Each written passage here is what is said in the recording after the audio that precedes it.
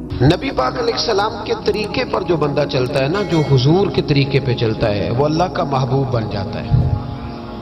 جو شرط یہ ہے کہ وہ اخلاص کے ساتھ نبی پاک کے طریقے پہ چلے، دنیا کو دکھانے کے لیے پگڑیاں نہ باندھتا پھرے، وہ کہے کہ چونکہ میں پیر صاحب ہوں تو میں نے باندھ لی ہے، اس لیے یہ ماحول نہ بنائے، وہ بنائے اللہ کی رضا کے لیے۔ اللہ تبارک و تعالیٰ کی رضا کے لیے نبی پاک کی غلامی کرے، اللہ اسے اپنا محبوب بنا لیتا ہے۔ حضور کی کچھ سنتیں ہیں، کچھ چیزیں نبی پاک کو پیاری ہیں، کچھ تو آپ نے سنی ہوئی ہے، جیسے میٹھا کھانا سنت ہے، جیسے مسواک کرنا سنت ہے، جیسے مسکرانا سنت ہے۔ مسکرا رہے ہیں نا جی ماشاءاللہ، پریشان تو نہیں نا کسی بات میں؟ مسکرانا بھی حضور کی، شروع میں نمک کھانا، بعد میں نمک کھانا، درمیان میں میٹھا کھانا، یہ حضور کی سنت ہے۔ اور امامہ باندھنا نبی پاک کی، یہ چیزیں حضور کی پسند ہیں۔ نماز نبی پاک کو بڑی پسند ہے، فرمایا مجھے تمہاری دنیا کی چیزوں میں سے، دنیا کے کاموں میں سے جو کام بڑا پسند ہے وہ نماز پڑھنا ہے۔ خوشبو حضور کو بڑی پسند ہے، دودھ نبی پاک کو بڑا پسند ہے۔ یہ بھی ساری سنتیں ہیں۔ اسی طرح کی دو تین باتیں میں نے عرض کرنی ہے آپ کی خدمت میں۔ جس طرح نبی پاک علیہ الصلوۃ والسلام کو خوشبو پسند ہے، تکیہ پسند ہے، مسواک پسند ہے، اسی طرح تھوڑے مال پر قناعت کرنا یہ بھی میرے نبی کو بڑا ہی پسند ہے۔ تھوڑے پیسوں پہ راضی ہو جانا یہ نبی پاک کو، سادے مکان میں رہنا یہ حضور کو بڑا پسند ہے، سادی روٹی کھانا یہ میرے نبی پاک کو بڑا، یہ بھی حضور کی پسند ہے۔ تھوڑے رزق پہ راضی ہونا اور اس طرح راضی ہونا کہ لمبے سجدے ادا کرنا یہ میرے نبی پاک کی پسند ہے۔ حضور نے صرف غریبوں سے پیار نہیں کیا، ہمیں یہ سنایا جاتا ہے اور ہم ہمیشہ یہی سنتے ہیں کہ حضور نے غریب سے بڑی محبت کی۔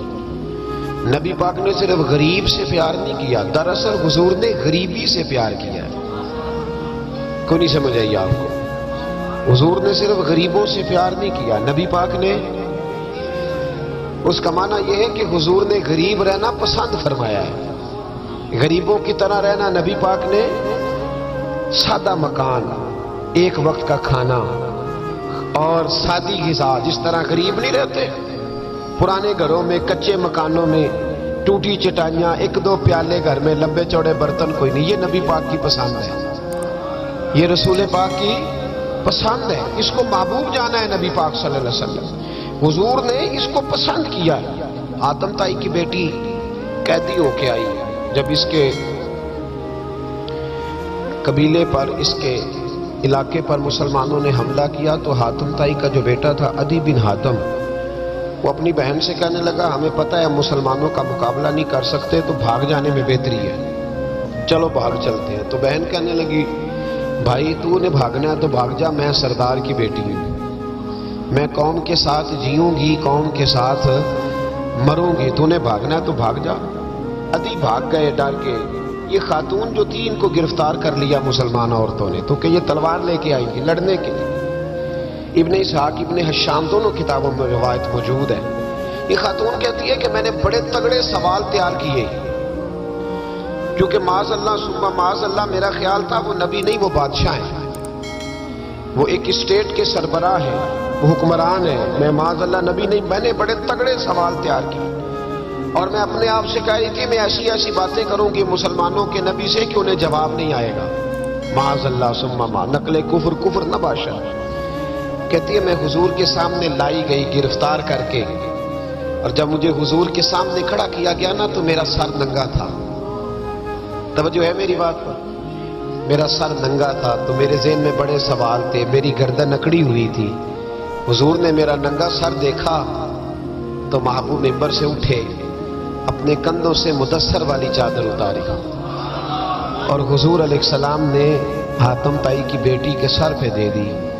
بی بی کہتی ہے جب حضور کی چادر آئی تو میری اکڑی ہوئی گردن خود بخود جھک گئی نیچے کی طرف، خود بخود جھک گئی۔ سوال ابھی بھی میرے ذہن میں موجود تھے۔ اتنے میں ایک صحابی حضور کی بارگاہ میں آئے اور عرض کرنے لگے یا رسول اللہ صلی اللہ علیہ وسلم یہ کافر کی بیٹی ہے، مشرک نجس ہوتا ہے، تو میں اپنی چادر نہ دے دوں، آپ اپنی لے لے، کافر کی بیٹی ہے۔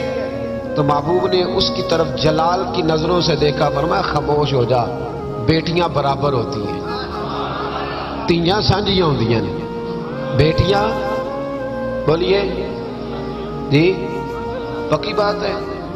بزرگ چپ کر جائیں، نوجوان بولے بیٹیاں، اللہ آپ کو خوش رکھے، تیاں سارے دیاں، ہاں ہاں، اگر تو کسی کے گھر گندی نظر ڈالے گا تو تیرا گھر بچ نہیں سکتا، پکی بات۔ یہ نقد و نقد سودا ہے، جس نے اپنا گھر پاک رکھنا ہے وہ دوسروں کے گھروں کا محافظ بنے، پکی بات۔ بیٹیاں خبردار خبردار، کسی کی بچی کی عزت سے کھیلنے کی کوشش نہ کرنا، ورنہ اللہ تبارک و تعالیٰ بڑی سخت سزا دے، بچو۔ وہ کہتی ہے جب حضور نے کہا نا بیٹیاں برابر ہوتی ہیں تو میرے اندر سے ایک آواز نکلی، میں نے کہا او حاتم تائی کی بیٹی تو غلط تھی، یہ بادشاہ نہیں ہے تو اللہ کے سچے رسول ہیں، بادشاہ تو سخت سزائیں دیتے ہیں۔ کہتے ہیں حضور میرے قریب آئے اور آ کے کہنے لگے تو سردار کی بیٹی ہے، تیرے باپ میں اچھی خصلتیں پائی جاتی تھی، بتا تیرے ساتھ کیا معاملہ کروں، کیا معاملہ، یہ حضور کی پسند ہے، کیا معاملہ کروں؟ تو کہنے لگی میں چاہتی ہوں مجھے آزاد کر دے۔ کہتی مجھے امید نہیں تھی، حضور کہیں گے ٹھہر جا، بیٹھ جا، بات کرتے ہیں، مشاورت ہوتی ہے، پھر اس کے بعد کوئی فیصلہ ہوتا ہے۔ کہا آزاد کر دو، کہتی حضور نے میرے کہنے پر فوراً ہی اگلا جملہ ہی نہیں کہا، فرمایا جا تو آزاد ہے۔ کہتی ہے میں نے ایک جملہ اور کہا، میں نے کہا میں اکیلی نہیں جاؤں گی، سارا قافلہ آزاد کرو، اب تنگی یہ داماں پہ نہ جا، اور بھی کچھ مانگ ہے آج وہ ماہل باتا، اور بھی کچھ مانگ۔ کہنے لگی اکیلی نہیں جاؤں گی، سارا قافلہ سارا قبیلہ آزاد ہو۔ حضور نے فرمایا تو پتہ نہیں کیا سوچ رہی ہے، تو جہاں آئی ہے وہاں سے خالی جاتا ہی کوئی نہیں، سارا قافلہ۔ حضور نے فرمایا بھی اس کے قبیلے کو کھانا وانا کھلاؤ اور سارے ہی آزاد کر دو۔ واپس گھر گئی تو اپنے باپ کو، اپنے بھائی کو بلایا، بلا کے کہنے لگی بھائی وہ بادشاہ نہیں وہ نبی ہے، بادشاہ نہیں وہ، اب تو جن کو فقیر ہونا چاہیے تھا وہ بھی بادشاہ بن گئے۔ بادشاہ سلامت، بادشاہ سلامت۔ میں رات بورے والے میں تھا، بھائی مہربانی پیسے نہ لے کے آئیے گا، باپ اپنی اپنی جگہ پہ بیٹھے، یہ کام بالکل نہ کریں، اللہ آپ کو خوش رکھے، برکت دے۔ میں اس کو حرام نہیں کہتا، اور یہ سٹائل نظرانے کا درست نہیں، اس سے بچا کریں، ورنہ پھر وہی بندہ چنگا لگنا جنہیں پیسے لے کے آنا ہے، دوجیاں کا دل کرنا ہے ٹوری جانتے چنگے نے، اس لیے اس چکر سے باہر نکل ہے تاکہ قوم سمجھدار ہو جائے، بالکل یہ کام نہیں کریں، سنیں اور یاد رکھیں۔ میں تھا وہاں دور تو دو تین بچے نا یوں ہاتھ باندھ کے کھڑے ہو گئے۔ اب حضور نے فرمایا کہ اس طرح کا معاملہ نہ کرو جیسے مجوسی اپنے بادشاہوں کے ساتھ کرتے تھے۔ میں کہ پتر بیٹھ جو، کہندے نہیں ساڈی ڈیوٹی ہے۔ میں کہ کیس لائیے، میں بادشاہ سلامت ہوں، تو بیٹھ جو کرسی تے آرام دار، کیا چکر چل گیا ہے، ہاتھ باندھ کے کھڑے ہونا، کونوں میں کھڑے، کیا اس کا مطلب؟ ادب آداب ہیں، کرنے چاہیے، لیکن یہ کیا لوگوں کو سزا ملی ہوئی ہے کہ وہ بیچارہ جو غریب آدمی ادب آداب صرف اس کی ذمہ داری ہے؟ ماڑا آیا تو پیر صاحب نے ادب پہ لگا دیا، اور تگڑا آیا تو خود ادب کرنا شروع کر دیا۔ یہ کس قسم کا تماشا ہے؟ یہ کوئی طریقہ نہیں۔ ادب آداب ہونے چاہیے، لیکن غریبوں کو سزا، انہیں سزا نہ دو اگر بیچارے آ گئے ہیں تمہارے آستانہ عالیہ۔ بہرحال آمدام برسر مطلب کہنے لگی میں دیکھ کے آئی ہوں، جو بادشاہ نہیں نبی ہے۔ تو ادھی کہنے لگا میں عورتوں کی باتوں پہ یقین نہیں کرتا، میں خود جا کے دیکھوں گا۔ میں نے کہا غریبی میرے نبی کی پسند ہے، حضور نے اللہ سے غریبی مانگ کے لی ہے، کہا یا اللہ مجھے زیادہ پیسے نہ دینا، ایک وقت کی روٹی دینا۔ اور حضور فرماتے رب نے اختیار دیا ہے، اگر میں چاہوں تو خود پہاڑ سونے کا بن جائے اور میرے ساتھ چلا کرے، پر میں نے اللہ سے زیادہ دولت مانگی۔ او بھائی دولت بڑی پیاری ہوتی تو سب سے زیادہ میرے نبی کی تجوریوں میں ہوتی۔ حضور نے دولت بانٹی ضرور ہے، لیکن حضور نے اس سے پیار کہ یاد رکھے، ہم تو پاگل ہو گئے پیسوں کے پیچھے بھاگ بھاگ، جو سڑک پہ ادھر جا رہا ہے وہ پیسے دینے جا رہا ہے، جو ادھر جا رہا ہے وہ لینے جا رہا ہے، پیسے کا ہی چکر ہے سارا، پیسے کا ہی چکر ہے، پیسے۔ ایک صاحب نے فون کیا، کہنے لگے کو ٹائم دے دیں، تو میں نے کہا بس یار وقت تھوڑے دے دیں، کہتے تو خوش کر دیں گے۔ میں کہ مثلا تو کی کرے گا؟ کہتے جننے پیسے کہو گے لب جائیں گے۔ تو میں نے کہا یار ہر ایک کو بکاؤ مال نہ سمجھا کر، ہمارا بہت زیادہ ریٹ ہے، تو دے ہی نہیں سکتا۔ کہنے لگے کون دے سکتا ہے؟ میں نے کہا دنیا میں کوئی بھی نہیں دے سکتا، ہمارا ریٹ ذرا زیادہ ہے۔ ہم نے اگر ریٹ مانگنا ہوا تو قیامت کے دن غوث اعظم جیلانی سے جا کے مانگیں گے، یا ان سے مانگیں گے جن کے نام کی دہائی دیتے رہے ہیں، تعریف مصطفیٰ کی کرے اور نتیجہ ہم دنیا داروں سے مانگیں، انہی سے لیں گے نتیجہ جن کے قصیدے ساری زندگی گائے۔ ہاں تو اس لیے چکر سے باہر عام دام برسرے مطلب ادی کہتے ہیں کہ میں خود جاؤں گا پھر جا کے دیکھوں گا۔ ادی مدینے آئے دیکھنے، اور جب بندہ کسی کو دیکھنے آتا ہے تو تنقیدی نظر سے آتا ہے۔ کہتے ہیں میں مسجد نبی میں پہنچا تو کچی زمین پر غلاموں کے ساتھ، ادھر دیکھو یہ بھی تو حضور کی سنت ہے نا جی۔ حضرت ابو ہریرہ صحیح سند کی حدیث بخاری میں فرماتے ہیں حضور کے ساتھ ایک سفر میں تھا، نبی پاک علیہ السلام نے فرمایا کھانا نہ پکا لے، حضور پکا لے، فرمایا تو گوشت لے آ، تو اس طرح کر، مسالہ جات تیار کر لے، تو فلاں چیز کر لے۔ آخر میں حضور فرمانے لگے میں لکڑیاں کٹھی کر کے لاتا ہوں جی۔ اللہ کرے پیرانو یہ حدیث زبانی یاد ہو جائے، آمین تے آکھیا جی۔ میں لکڑیاں کٹھی کر کے لاتا ہوں، لکڑیاں۔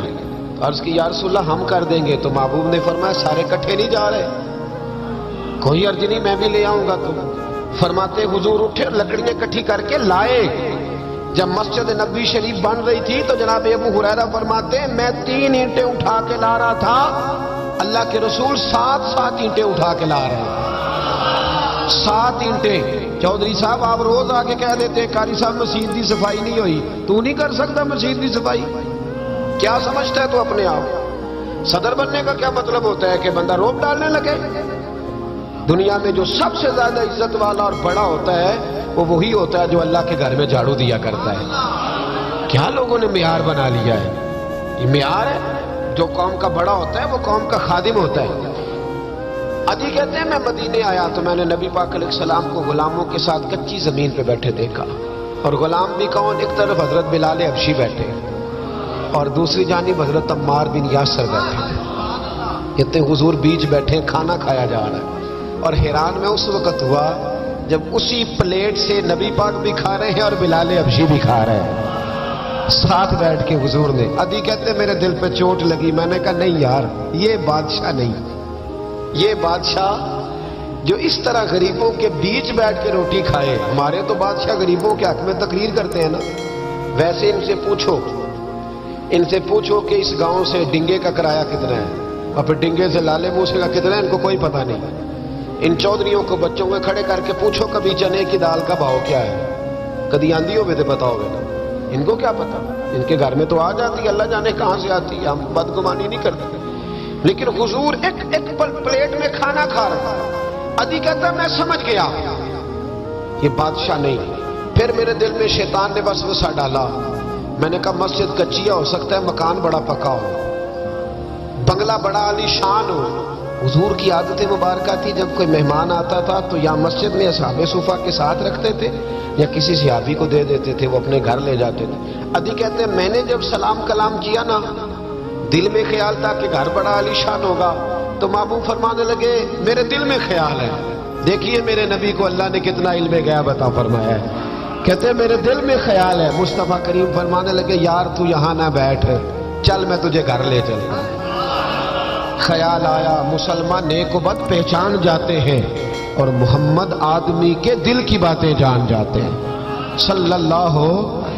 میں بریلی شریف میں تھا تو اعلیٰ حضرت کے بھائی مولانا حسن رضا خان صاحب رحمۃ اللہ علیہ، ان کے پوتے تھے شیخ الحدیث مولانا تحسین رضا خان صاحب، بڑے اچھے شاعر تھے اور نعت کی صنف سے بڑے آگاہ تھے، بڑا عمدہ مطلع کہتے تھے، مزہ آ جاتا تھا۔ تھوڑی سی مجھے بھی دلچسپی رہی شاعری سے تو میں بڑا خوش ہوتا تھا۔ ایک دن میں نے ان سے کہا کہ حضرت جی کو تازہ قطع کہیں، تازہ ہونا چاہیے۔ فرمانے لگے چلو 10 منٹ کا ٹائم دو، بھی کہہ دیتے۔ تازہ قطع کہا، کہنے لگے علم غیب رسول کے منکر اس حقیقت کو بھول جاتے ہیں، غیب مانا کہ راز ہے لیکن راز اپنوں سے کب چھپاتے ہیں۔ غیب مانا کہ راز ہے لیکن راز अपनों से कब छुपाते हैं, ताज़ा कथा कहा। अदी बिन आतिम कहते हैं हुजूर मुझे लेके चले। जब नबी पाक घर की तरफ लेके चले तो रास्ते में एक बूढ़ी अम्मा मिल गई, फटे पुराने कपड़े, कहने लगी या रसूलल्लाह मैं आपकी तरफ ही जा रही थी, जरूरी काम है। तो हुजूर ने फरमाया चल तू जा रही थी, मैं खुद जो आ गया हूं। अदी कहते हैं चौक में उस बूढ़ी ने हुजूर को खड़ा कर लिया। कभी देखे आपने अपना वजीर चौक में खड़ा? आपको असी एमपीए कभी नहीं देखा, वजीर तो दूर रह गया। चौक में खड़ा कर लिया नबी पाक सल्लल्लाहु अलैहि वसल्लम, और वो बीबी अपने दुखड़े सुनाने लगी। कहते कुर्बान जाऊं वो देर तक बातें करती रही और नबी पाक सुनते रहे। अदी कहते हैं मेरे दिल पे दूसरी चोट लगी। मैंने कहा जो इस तरह गरीबी से प्यार करे वो बादशाह नहीं, वो अल्लाह के सच्चे रसूल हैं। हुजूर मुझे घर ले गए, जनाब सैयदा तैयबा ताहिरा हजरत आयशा सिद्दीका रदी अल्लाह ताला अन्हा के हुजरे में। और हुजूर जब अंदर ले गए तो एक चटाई पड़ी है खजूर की छाल की, वो भी फटी है दो जगह से, एक मटका, दो प्याले, एक तकिया जिसमें खजूर की छाल भरी हुई है। कहते हुजूर मुझे ले गए, मैंने महबूब का वो मकान जन्नत निशान, मैंने वो मकान देखा जहां हजरत जिब्रील हाजिरी देने आया करते। मैंने वो मकान देखा जिसके दरवाजे पे 70-70 हजार फरिश्ते ड्यूटी करते। मैंने वो मकान देखा। कहते मैं हैरान हो गया। हुजूर मुझे बिठा के गए दूसरे कमरे में, और वहां से हुजूर सिरका लाए, खजूरें लाए, थोड़ा सा खाना लाए। कहते मेरे सामने रखा। अब मैंने उस खाने की सादगी को भी देखा। लगे जो मजदूर शाह ऐसा, न धन न दौलत सरबरा ऐसा, फलक नशी का जमीन पे घर है, मेरा पैगंबर अजीम पर है। कहते हुजूर सल्लल्लाहु अलैहि वसल्लम ने खाना दिया तो हुजूर की वो सादगी। इधर देखें, इस बंदे में सादगी नहीं ना होती, उसमें अपनायत नहीं होती। आपको समझ आए तब भी ठीक है, ना आए तब भी ठीक है, पर मैं आपको बड़ी बात समझा रहा हूं। जिसमें सादगी नहीं होती उसमें अपनायत, वो तो देखता है कि इसके कपड़े इस काबिल है कि नहीं, मेरे सीने से लग भी सकता है कि नहीं, उसमें अपनायत। जो लोग सादे नहीं होते उनके ज्यादा रिश्ते नहीं होते, उनका लोगों से ज्यादा प्यार, इसलिए कि वो तो इंतजार करते हैं, कहते मेरे नाल दी जुत्ती पाएगा तो मेरे नाल टुरेगा। जो सादे होते ना, सादे जो लोग गरीब परवर होते, उनके रिश्ते बड़े प्यार, बड़ा मोहब्बतें बड़ी, जमाना उनसे बड़ा वाबस्ता हो जाता है, इसलिए कि वो लोगों के करीब आ जाता है। वो नीचे उतर कर लोगों से मिलते गिलते, वो ये नहीं देखते मेरा कद कितना बड़ा है, वो ये देखते हैं यार सामने वाले का प्यार मुझसे कितना है। वो नीचे उतर कर लोगों से कहते हैं नबी पाक अलैहिस्सलाम ने बड़ा सादा सा मुझे खाना दिया। जब मैं खा चुका तो हुजूर फरमाने लगे सारा कुछ तो आपने देख लिया, क्या प्रोग्राम है, कब जाना है आपने? देख लिया सारा कुछ, अगला प्रोग्राम बनाए। तो अदी कहते मैं दूर बैठा था, मैं उठ के करीब आ गया। मैंने कहा महबूबा अब कहां जाना है, मुझे कलमा पढ़ाए, मैं मुसलमान होना चाहता हूं। ये गरीबी हुजूर की पसंद है। थोड़े पे गुजारा करना सीखो। पता है दुनिया में सबसे ज्यादा सुखी कौन बंदा है? वो बंदा सुखी है जिसे अल्लाह ने जो दिया है ना वो उस पर राजी हो गया है, वो बंदा बड़ा सुखी है। जो दाएं भी देखता है बाएं भी देखता है, किसी की कार देखता है, किसी की हैवी बाइक देखता है, वो टेंशन में रहता है। सुखी रहना चाहते हो तो जो अल्लाह ने दिया उसमें हुजूर की पसंद है। दूसरी बात, माफ करना मेरे नबी को बड़ा ही पसंद है। क्या करना? बोल के बताएं, बोल। नबी पाक को बड़ा, आप भी माफ कर देते हैं ना जी? हमारे यहाँ माफी नहीं होती, सुलह हो जाती है। चौधरी साहब प्रेशर पाया, सुलह कर लो, कहने चलो हम चौधरी जी किमें मोड़िए, सुलह कर लेने, फिर जो काबू आएगा वेखी जाएगी। तो ये माफी नहीं होती। ये क्या होता है, आप जब किसी को माफ करते हैं तो आपका कद ऊंचा होता है। एक पते की बात लिखी है मेरे आला हजरत ने, उसे पल्ले से बांध लो। आला हजरत फरमाते हैं बदला लेने वाला परेशान रहता है और माफ करने वाले को अल्लाह सुकून अता फरमा देता है। माफ करने वाले को अल्लाह, अगर सुकून चाहते हो तो माफ करना सीखो, दरगुजर करो। दरगुजर हुजूर की पसंद है।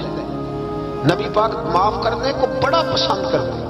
लंबी चौड़ी बात दिल में बसा के रखना, बुग़्ज़ पालना, किसी के खिलाफ प्लानिंग करना, ये हुजूर को पसंद। नबी पाक एक जंग से वापस आ रहे थे, तलवार मुबारक हाथ में थी, तो एक जगह हुजूर का आराम करने को दिल चाहा। اللہ کے محبوب صلی اللہ علیہ وسلم نے اپنی تلوار درخت سے لٹکائی، حضور آرام کرنے لگے، باقی صحابہ دور دور آرام کر رہے تھے۔ غوث بن حارث نام کا ایک شخص تھا، بخاری میں موجود ہے، کافر تھا۔ اس نے حضور کو آرام کرتے دیکھا، حالانکہ نبی پاک فرماتے ہیں میری آنکھیں بند ہوتی ہیں، دل میرا جاگتا رہتا ہے۔ اس نے دیکھا حضور علیہ السلام کی تلوار لٹک رہی ہے تو آ کے تلوار اتاری۔ جب تلوار اتاری تو حضور کی آنکھ کھلی، کوئی بے چینی نہیں، اللہ کے حبیب اطمینان سے آرام کر کہنے لگا اے محمد ابن عبداللہ، سب کہیے صلی اللہ علیہ وسلم، اے محمد ابن عبداللہ صلی اللہ علیہ وسلم، اب آپ کو مجھ سے کون بچائے گا؟ کون بچائے گا؟ میرے محبوب کا توکل دیکھ کے، بھروسہ دیکھ کے، یقین دیکھ کے حضور اٹھ کے بیٹھ گئے، دستار مبارک کو سیدھا کیا، فرمانے لگے مجھے میرا رب بچائے گا، مجھے میرا رب بچائے گا۔ جب آپ کی زبان سے یہ لفظ نکلے تو وہ کانپنے لگ گیا، کافر کانپا، اس کے ہاتھوں سے تلوار گر گئی۔ اللہ کے محبوب نے اٹھ کے تلوار پکڑ لی، فرمانے لگے مجھے تو میرے رب نے بچا لیا ہے، اب تو بتا تجھے کون بچائے گا؟ مجھے میرے رب نے۔ اچھا اب یہ بتائیں آپ کہ ہمارے قابو بندہ آ جائے جو اس طرح حملہ کرنے آئے تو ہم کیا حال کرتے ہیں؟ بولے یہاں تو بعد میں پتہ چلتا ہے کہ بیچارہ چور نہیں تھا، لیکن لوگوں نے مار مار کے مار ڈالا، بعد میں پتہ لگتا ہے۔ غور کرنا، غور، ان روایتوں کو صرف سن کے نہ گزر جایا کرو، اس کا پس منظر سمجھیے۔ بندہ قتل کرنے آیا ہے، اس کی تلوار قابو آئی، حضور نے فرمایا تیرے ساتھ کیا کروں؟ مجھے تو اللہ نے بچا لیا۔ اس نے گردن جھکائی، مطلب یہ تھا کہ جو دل کرے کرے۔ تو محبوب علیہ السلام مسکرائے، فرمانے لگے جا میں نے تجھے معاف کیا۔ چلو انجی دعا کر لو، اسی چھوٹے بھرا نوں ہی معاف کرنا سکھ جائیے۔ چلو کوئی ساس سورا نو ہی معافی دے چڑے، کوئی نو ہی ساس سورے نو معاف کر چڑے، کہیں تو معافی ملے، کہیں تو جان چھوٹ جائے۔ کوئی کسی کو معاف کرے، خامد بیوی کو کر دے، چلو بیوی شاید بھی بڑی دکھی ہیں، اب تو ہر بیوی دکھی ہے اللہ ماشاءاللہ، وہی کہیں معافی دے دے۔ خدا را معاف کرنا سیکھو۔ اتنا بغض اندر بھرا ہے، سالوں بیت گئے، رشتہ دار ایک دوسرے سے مل نہیں رہے، معافی نہیں دے رہے۔ فرمایا جا تجھے معاف کیا۔ وہ شخص جانے لگا، اگلے لفظ قاضی ایاز مالکی نے شفا شریف میں لکھے، جب جانے لگا تو حضور نے آواز دی، واپس آیا۔ محبوب فرمانے لگے یار تو اتنی دور سے چل کے آیا ہے، میرا طریقہ نہیں مہمان کو خالی بھیجنے کا، لیکن اب یہاں سفر میں تجھے کیا دوں، تو اس طرح کر، یہ تلوار میری تحفے میں لے جا، کر کے دکھا نا تو بھی ایسے، تو حضور کی غلامی کا دعویٰ نہیں کرتا۔ یہاں تو پوری ملت کا نقصان ہو گیا، پر دیندار کہلانے والوں نے ایک دوسرے کو معاف نہیں کیا۔ یہاں تو نظریے اور جماعتیں داؤں پہ لگ گئی، لیکن دیندار کہلانے والے ایک دوسرے کو معاف نہ کر سکے۔ اللہ جانے وہ کیا ایسی باتیں تھی جو رہ گئی سینوں میں، بستیاں اجڑ گئی پر ہم معاف نہ کر سکے، چند باتیں نہ دلوں سے نکال پائے، ایک نظریے کے لوگ ایک جگہ اکٹھے بیٹھنے کے قابل نہ رہے۔ جا تلوار لے جا۔ وہ شخص کہتا ہے 2 منٹ میں تلوار لے کے آگے بڑھا، پر میرے اندر سے آواز آئی، اور یار جس کا اتنا بڑا حوصلہ ہو، جو اتنا معاف کرنا جانے، وہ بھی کبھی جھوٹا ہو سکتا ہے؟ تو میں تلوار لے کے قتل کرنے آیا تھا، تحفہ لے کے جا رہا تھا، واپس آیا، میں نے کہا محبوبہ ساری دنیا جھوٹ بولتی ہے، جو معاف کرنے کی ادا تیری ہے وہ بتاتی ہے کہ تو اللہ کا سچا رسول ہے۔ کلمہ پڑھ گئے وہ شخص، معافی نہیں کرتے، درگزر والا کھاتا ہی کوئی نہیں۔ ایک صاحب کہنے لگے جی باقی تو ساری باتیں اچھی ہیں، فلاں مولوی صاحب کی ایک عادت نہیں مجھے پسند، تو میں کہا چل ایک دی معافی بھی دے چھڑی دی، ایک نہ پسند ہوئے تو ایک دی، لیکن تو 99 نہیں ویکھیاں تو ایک ویکھ لی جڑی نا پسند سی، ایک دی تو چلو معافی ملنی چاہیے، انسان ہے۔ ویسے میرا تو خیال ہے کہ کوئی بندہ 55% ٹھیک ہو تو اس کی تعریف کرنی چاہیے۔ جی میں آپ کو صحیح بات ہوں، کتنے فیصد ہے بول کے بتائیں، اسی کتنے فیصد صحیح ہے؟ تو پھر کم از کم جو 55% صحیح ہے اسے تو صحیح مان لو۔ اپنا اگر حال 5% ہے تو جو 55% ٹھیک ہے اسے تو صحیح مان لو۔ چلو چھوڑو 45% بھی اگر غلط ہے تو پھر بھی زیادہ % تو ٹھیک ہی ہے نا، معاف کریں۔ حبار بن اسود، اس نے حضور کی بیٹی کو شہید کیا تھا۔ بیٹیاں بڑی پیاری ہوتی ہیں، یہ بیٹی جو ہوتی ہے نا یہ دل کا سکون ہوتی ہے۔ بڑی پیاری. اور بیٹیوں کا سکھ انسان کو جوان کرتا ہے، ان کا دکھ بندے کو بوڑھا کر دیتا ہے. حبار بن اسود نے نبی پاک کی بڑی شہزادی، حضور کی چاروں بیٹیوں نے دین کے لیے بڑی قربانیاں دی ہیں. ہمارا تو پراپوگنڈا ہے نا، جدھر دنیا چل گئی بہرحال اس میں کوئی شک نہیں کہ عظمت زیادہ سیدہ فاطمہ کی ہے، پیار زیادہ حضرت فاطمہ سے کیا گیا ہے. لیکن حضور کی بیٹیاں کتنی ہیں؟ بولے. ہمارے ہاں بس وہ نقیب بھی کہتا ہے اور میں پڑھن لگا حضرت فاطمہ دی منقبت، تو میں کہ پہلیاں تین آدمی پڑھ ہاں پہلا. میں مولا علی کی منقبت پڑھنے لگا ہوں. حضرت علی کا بغض کفر ہے، نفاق ہے، ان کا پیار ایمان ہے، پر باقی تین کی بھی شان بیان کرنا وہ کوئی نہیں تو انہوں دی کسی نے بھی. ادھر کیوں نہیں جاتے؟ بیاں ہو کس زبان سے مرتبہ صدیق اکبر کا کہ محبوب خدا محبوب ہے صدیق اکبر کا. لٹایا راہ حق میں گھر کئی بار اس محبت سے کہ لٹ لٹ کر حسن گھر بن گیا صدیق اکبر کا. کیوں نہیں آتی؟ بڑی بیٹی تھی سیدہ زینب، بڑی شہزادی، مکے سے مدینے آ رہی تھی، گھوڑے پہ بیٹھی تھی، پیٹ میں بچہ تھا. حبار بن اسود نے گھوڑے کو کچھ چیز لگا دی، چبو دی، گھوڑا تیز دوڑا. میرے محبوب کی بڑی شہزادی گھوڑے سے گری، پیٹ میں بچہ تھا، تکلیف ہوئی، کتنے مہینے بیمار رہی، حمل بھی ضائع ہوا، اور سیدہ زینب وصال بھی کر گئی. جب ان کا انتقال ہوا تو روایت حضرت ابو ہریرہ کی موجود ہے، فرماتے میں نے حضور کی ساری داڑھی کو آنسوؤں سے بھرے ہوئے دیکھا. محبوب پریشان ہوئے ان کے وصال، دکھ ہوا حضور. وہ قاتل حبار بن اسود فتح مکہ کے موقع پر چہرے پر نقاب پہن کے آ گیا اور حضور کے سامنے کھڑے ہو کے کہنے لگا یا رسول اللہ کو بہت بڑا دشمن بھی آئے تو معاف کر دیتے ہو، بہت بڑا دشمن بھی. میرے نبی پاک نے فرمایا حبار چہرے سے کپڑا ہٹا، بیٹیاں بھولا نہیں کرتی، پر تو کلمہ پڑھ میں تجھے بھی معاف کرنے کو تیار ہوں. تیرا حوصلہ کدھر ہے؟ تو درگزر ہی نہیں کرتا، تو سڑک پہ لڑ رہا ہے، چوک پہ لڑ رہا ہے. آخری بات سنیں، حضور نے غریبی کو پسند کیا، معاف کرنے کو بڑا پسند کیا، اور نبی پاک صلی اللہ تعالی علیہ وآلہ وسلم نے صلح کرانے کو بڑا پسند فرمایا. کیا کرانے کو؟ جی فرمایا اگر صلح کرانے کے لیے تمہیں بظاہر خلاف واقعہ بات بھی کہنی پڑے، یعنی لگے کہ جھوٹ بولنا پڑ رہا ہے، تو میرے نبی نے اجازت دی پھر بھی صلح کرا دو. آج ہم نہ لڑائی کرا رہے ہیں، لڑائی کرا رہے ہیں، لیڈروں کی بھی لڑائی کئی مشیر کے کراتے ہیں. اس پر دلیل دوں گا، مشیر ناراض نہ ہو جائے، پر دلیل دوں گا. مولا علی شیر خدا سے ایک شخص نے کہا حضور باقی تین خلفاء کے زمانے میں اتنی جنگ نہیں تھی جتنی آپ کے زمانے میں ہے. تو آپ فرمانے لگے ان تینوں کا مشیر میں تھا، میرے مشیر تیرے جیسے ہیں، اس لیے یہ تباہی ہو رہی ہے. مہربانی فرمائیں، مشورہ صحیح دے. ہم ایک دوسرے کو اس طرح کی کہانیاں سناتے ہیں کہ دور کرتے ہیں. حضور نے پتہ ہے آپ کو، بڑی مشہور حدیث ہے بخاری میں، نبی پاک صلی اللہ علیہ وسلم نے فرمایا اگر میں دیر سے آیا نا تو جماعت کرا لینا، انتظار نہ کرنا. یا رسول اللہ آپ جماعت چھوڑ کیوں رہے ہیں؟ فرمایا دو قبیلوں کی صلح کرانے جا رہا ہوں. حضور نے فرمایا جماعت میں میرا انتظار ہے. کہاں جا رہے تھے نبی پاک؟ بولے. سن لو حدیث مسند امام احمد بن حنبل میں، فرمایا دو مسلمانوں کی صلح کرا دے، اللہ تجھے 2 حج اور 2 عمرے کا ثواب عطا فرمائے گا.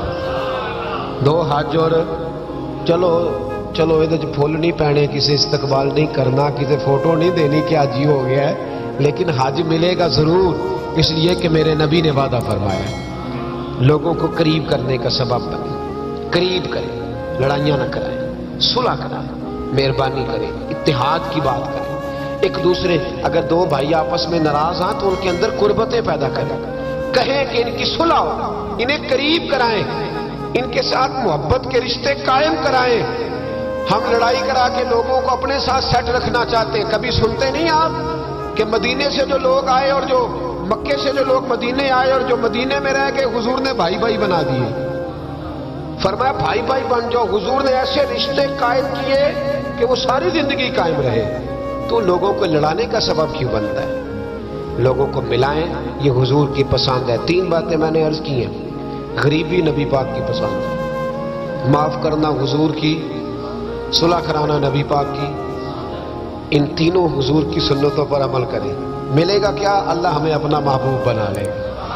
جب ہم یہ کام کریں گے تو پھر رب ہم سے محبت فرمائے گا۔ انسان کی زندگی نفع بخش اس وقت ہوتی ہے جب وہ اللہ تعالیٰ کے احکامات پر عمل کرتا ہے۔ خوبصورت آدمی، پڑھا لکھا آدمی، سمجھدار آدمی، زمیندار آدمی، جائیداد والا، وہ کامیاب اس وقت ہوتا ہے جب وہ اللہ رسول کی بارگاہ میں مقبول ہوتا ہے جل شانہ و صلی اللہ تعالی علیہ وسلم۔ اپنا اپنا معیار ہر انسان نے بنایا ہوتا ہے کامیابی کا۔ کچھ لوگوں کا خیال یہ ہوتا ہے کہ بچے میرے پڑھ گئے، اپنی اپنی جگہ پہ سیٹ ہو گئے، میں اب بڑے سکون میں ہوں۔ کچھ کی رائے یہ ہوتی ہے کہ میں نے سب بچے بچیوں کا بیاہ کر دیا ہے، گھر میرا بن گیا ہے، اب میں بڑے آرام میں ہوں، قرار میں ہوں، سکون میں ہوں۔ تو اپنی اپنی رائے ہوتی ہے، لیکن حقیقت وہ ہے، اصل وہ ہے جسے اللہ کے قرآن نے بیان کیا۔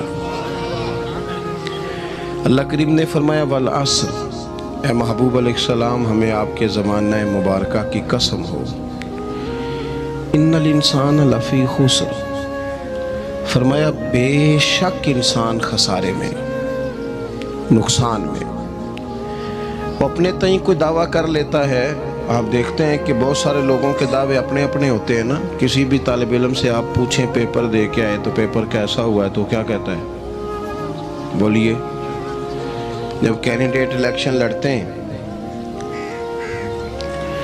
تو رات کو جب وہ سوتے ہیں تو سارے جیت کے ہی سوتے ہیں، ان کو سب یہی کہتے ہیں کہ لوگ سارے تیرے ساتھ ہی ہیں۔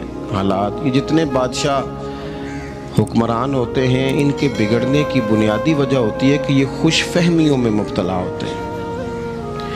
ہم میں سے بھی ڈھیر سارے لوگ ہیں جو خوش فہمیوں میں مبتلا ہیں۔ کچھ کہتے ہیں جناب ہماری نسبت بڑی تگڑی ہے، بھئی نسبت تو امام حسین سے تگڑی تو کسی کی نہیں نا، تو ساری رات نماز پڑھتے تھے، روزے رکھتے تھے، اللہ کو یاد کرتے تھے۔ آپ خالی نسبت پر بیٹھ کر عمل چھوڑ جائیں تو یہ کیسے ممکن ہے؟ تو اپنے اپنے تئیں لوگوں نے معیار کامیابی کے قائم کر لیے ہیں۔ اللہ فرماتا ہے کہ محبوب مجھے قسم ہو زمانے کی، انسان نقصان میں۔ یہ دن بدن جو وقت گزار رہا ہے تو اس کا نقصان، اس کا خسارہ، اس کا گھاٹا بڑھتا جا رہا ہے، روز نقصان میں۔ کتنا کتنا عمر کا حصہ لوگوں نے ضائع کر دیا، کتنے کتنے بہترین لوگ تھے لیکن روزی روٹی کے پیچھے وقت سارا برباد ہو گیا۔ یہ رزق حلال کے لیے دوڑ دھوپ ہو وہ تو بڑی بات ہے، لیکن تکبر کے لیے اور خواہشات، بیجا خواہشات کی تکمیل کے لیے، ایک دوسرے سے آگے بڑھنے کے لیے بڑا وقت ضائع کیا لوگوں نے۔ اچھا کوئی بھی نہیں جیتا، خاندانوں میں بھی کوئی نہیں جیتا، برادریوں میں بھی کوئی نہیں جیتا، پر لڑائی ساری زندگی کی ہے، میں نے آگے گزرنا، میں نے آگے، حالانکہ کوئی کسی کو جیتنے دیتا ہی نہیں۔ تو اپنے اپنے تئیں لوگوں نے معیار قائم کیے کامیابی کے۔ اللہ فرماتے ہیں بے شک انسان نقصان میں ہے، لیکن جس میں 4 خوبیاں پائی جائیں، ادھر دیکھو میری طرف، جس میں 4 خوبیاں پائی جائیں، اللہ کا قرآن کہتا ہے وہ بندہ کامیاب ہو جاتا ہے۔ 4 خوبیاں اس کے اندر، کون کون سی؟ الا الذین آمنوا، سب نقصان میں نہیں سوائے ان لوگوں کے جو ایمان لائے۔ سب سے پہلے کیا کرے؟ ایمان ہو اس کے پاس، مضبوط ایمان، وعملوا الصالحات، اور ایمان بھی لائے اور نیک کام بھی کرے، اور صرف نیک کام نہ کرے، وَتَوَاصَوْا بِالْحَقِّ، لوگوں کو حق بات کی نصیحت بھی کرے۔ اور ظاہر ہے سچ بولے گا، حق بولے گا تو بڑے لوگوں کے مفادات کو ٹھیس پہنچے گی، کچھ لوگوں کو تکلیف بھی ہوگی، تو اب جب تکلیف ہوگی تو پھر مصیبت بھی آئے گی۔ تو اگر حق بات کہنی ہے تو پھر کیا کرے؟ وَتَوَاصَوْا بِالصَّبْرِ، پر ایک دوسرے کو صبر کی بھی وصیت کرے۔ 4 چیزیں پائی جائیں، ایمان، اعمال صالحہ، حق کی نصیحت، اس رستے میں آنے والی تکلیف پر صبر۔ اگر یہ 4 چیزیں میسر آتی ہیں تو اللہ کا قرآن کہتا ہے بندہ کامیاب ہے۔ اور اگر یہ 4 چیزیں نہیں تو پھر کو بندہ جتنا مرضی دعویٰ کرے، جتنا مرضی شور کرے، جتنا مرضی اعلان کرے، وہ کامیاب ہو سکتا؟ سب سے پہلے تو اپنا ایمان پکا کریں۔ یہ جو کچی پکی باتیں کرتے ہیں نا لوگ، بھئی مسلمان جو ہوتا ہے نا، مسلمان وہ لاوارث نہیں ہوتا، وہ وارث والا ہوتا ہے۔ اس کا رب ہر وقت اپنی رحمت سے اس کی حفاظت کرتا ہے۔ مسلمان ہر وقت نبی پاک علیہ السلام کے نگاہ کرم میں رہتا ہے۔ اسے کمزور باتیں نہیں کرنی چاہیے کہ میرے کو پیچھے چڑھ گیا تو پتہ نہیں کیا ہو جائے گا، برادری مخالف ہو گئی تو پتہ نہیں کیا ہو جائے گا، سچ بول دوں گا تو لوگ پتہ نہیں مجھے مار دیں گے۔ ایسا ہو نہیں سکتا۔ چھری حضرت ابراہیم چلائیں بھی نا تو حضرت اسماعیل کے حلق پہ چلنا اس نے تب بھی ہے جب اللہ حکم کرے گا، تو اللہ کی حکمت ہوگی۔ حکمت الہی ہوتی ہے تو کوئی کام ہوتا ہے، ورنہ ہوتا تو اپنی طبیعت میں مضبوط ایمان، توکل، اللہ پہ بھروسہ، مضبوطی افکار کی، کچی باتیں نہیں۔ جو لوگ کمزور ذہن رکھتے ہیں ساری زندگی فیصلہ ہی نہیں ہوتا، کوئی ڈرتے رہتے ہیں، سہمے وقت گزارتے ہیں اپنے آپ کو۔ فکری یہ جو ایمان ہوتا ہے یہ بندے کو طاقتور کرتا ہے، بندہ مضبوط ہو جاتا ہے۔ مجھے بتائیے نا، جب ایمان پکا ہو کہ روزی دینے والا اللہ ہے تو پھر بندہ کسی مالدار آدمی کے پیچھے کبھی بھاگتا ہے، کبھی کسی بڑے آدمی سے ڈرتا ہے؟ جب اسے پتا ہو کہ عزت اور ذلت اللہ کے دست قدرت میں ہے، پھر وہ سیاستیں، سازشیں یہ کام کرتا ہے۔ تو پہلے تو مضبوطی ایمان درکار ہے ہمارے بچوں کے اندر، ہمارے مزاجوں کے اندر۔ جب تک وہ مضبوطی ایمان، حضرت مولا علی شیر خدا کرم اللہ تعالی وجہہ الکریم ایک دفعہ بڑے علیل ہو گئے، کمزوری آ جاتی ہے، بندہ بیمار ہو جاتا ہے۔ تو ہمارے ہاں بیمار لوگ بعض اوقات ایسا جملہ بولتے ہیں جو کفر کے زمرے میں چلا جاتا ہے۔ آپ پریشان ضرور ہیں، تکلیف میں ضرور ہیں، لیکن آپ بات وہی کریں گے جو شریعت اجازت دیتی ہے۔ حضرت علی شیر خدا شدید علیل تھے، ایک صحابی تیمارداری کرنے گئے تو حضرت مولا علی کا چہرہ دیکھ کے پریشان ہو گئے، کہنے لگے آپ تو بڑے سخت علیل ہیں، اللہ خیر کرے، اللہ تعالیٰ آپ کو صحت دے۔ تو حضرت علی کہنے لگے تو فکر نہ کر، مجھے اس بیماری سے کچھ بھی نہیں ہوگا۔ نے کہا کیوں؟ فرمانے لگے مجھے نبی پاک علیہ السلام نے فرمایا تھا علی اس وقت دنیا سے جاؤ گے جب داڑھی خون سے رنگین ہو جائے گی، تو اس کا مطلب ہے میں خنجر کے وار کے ساتھ شہید کیا جاؤں گا، میں بیماری سے دنیا میں نہیں جاؤں گا، میں یہ بیماری سے مجھے کچھ بھی نہیں ہوگا، اللہ مجھے شفا دے دے گا۔ چونکہ حضور نے فرمایا کہ ساڑھے نبی دی زبان ساڑھے واسطے قرآن۔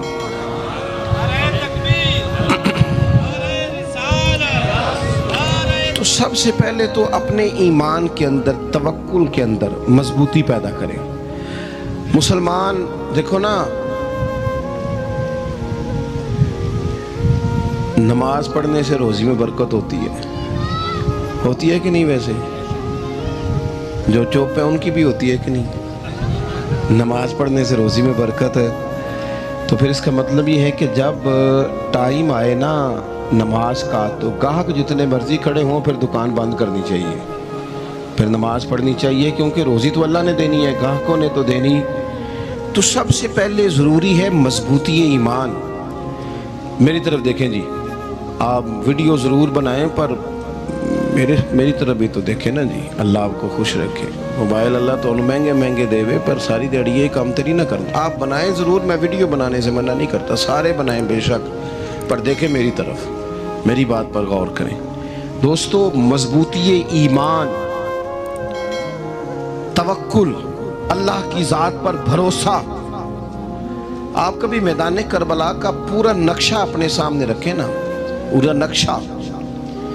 دو چیزیں ہیں، امام حسین کو نظر آ رہا ہے اب شہادت ہو جائے گی، اتنی بڑی فوج آئی ہے، خدا کی حکمت کے تقاضے سمجھ میں آ رہے ہیں، حالات کیا ہوں گے سمجھ آ رہی، پر ایک لمحے کے لیے بھی ان کا توکل کمزور نہیں ہوا۔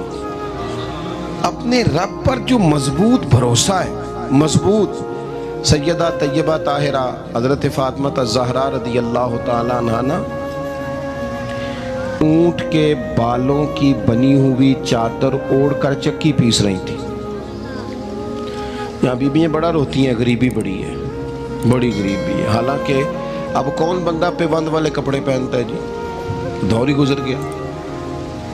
اب تو بڑی مشکل سے وہ لوگ ملتے ہیں جو جوتا ٹوٹ جائے تو گانٹھ کے پہنے، ورنہ تو نئے جوتے آ جاتے ہیں.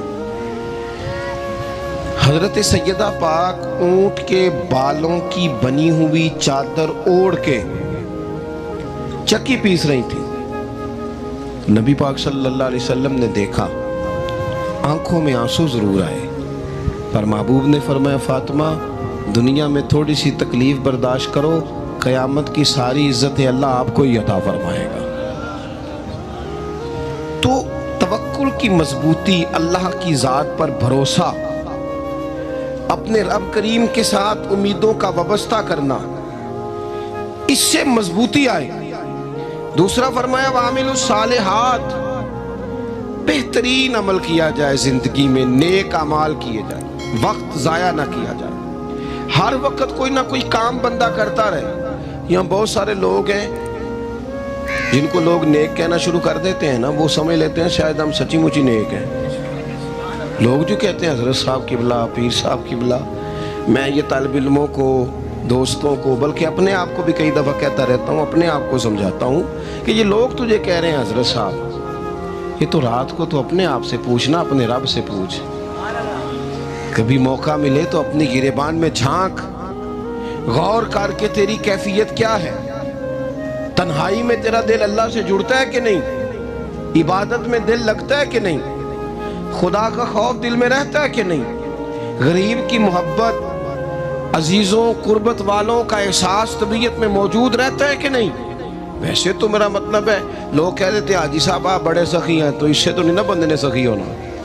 سخی تو تب ہونا ہے جب اللہ کی بارگاہ میں مقبول ہو. اعمال صالحہ، نیک کام، اور وہ کرتا رہے بندہ، کوئی بھی کام اسے نیکی کا مل جائے نا. دیکھو نبی پاک صلی اللہ تعالیٰ علیہ وسلم نے فرمایا نیکی کو کبھی حقیر نہیں سمجھنا، کبھی حقارت سے نہیں نیکی کرنی کہ یہ بڑی چھوٹی ہے تو میں اس کو کروں. اب فرمایا کبھی حقیر نہ سمجھنا، نیکی کا کام جو بھی ملے کر دینا. فرمایا اگر بھائی سے مسکرا کے ملو گے بھی نا تو اس پر بھی اللہ تمہیں صدقے کا ثواب عطا کرے گا.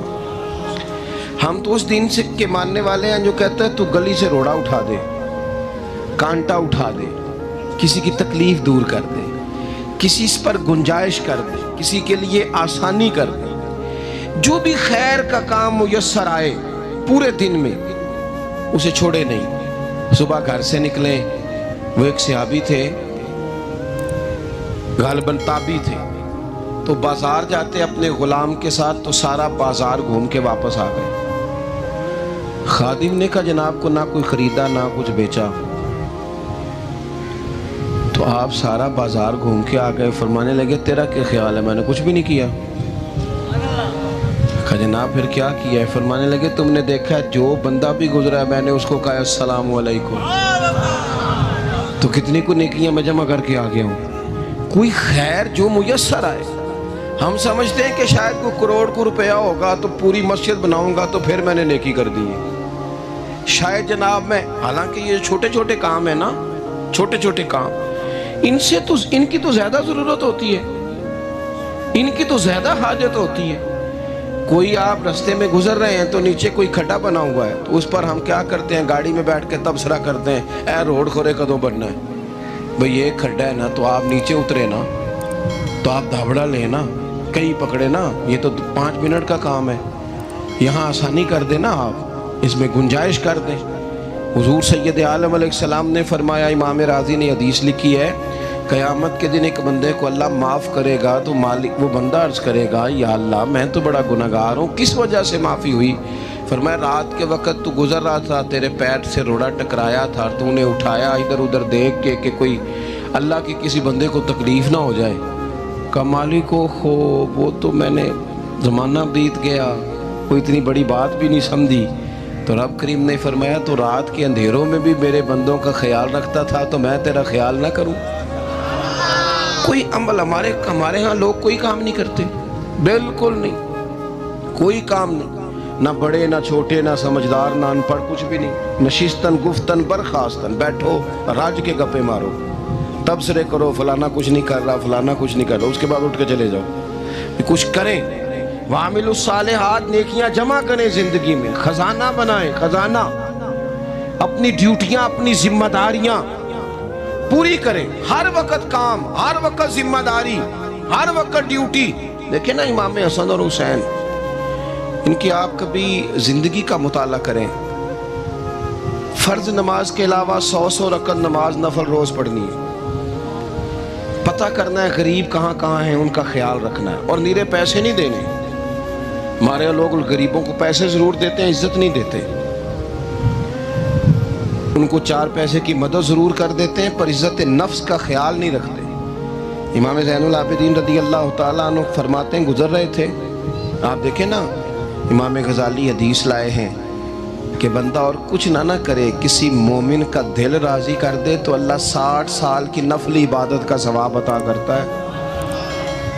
دل بدستاور کے حج اکبر است، از ہزارہ کعبہ یک دل بہتر است.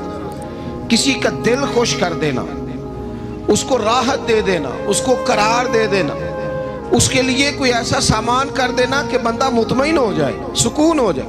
یہ ہمارے ہاں جو لوگ ہوتے ہیں نا سرکاری ملازمین، ڈیوٹیوں والے، ان کی طبیعتوں میں تلخی ہوتی ہے.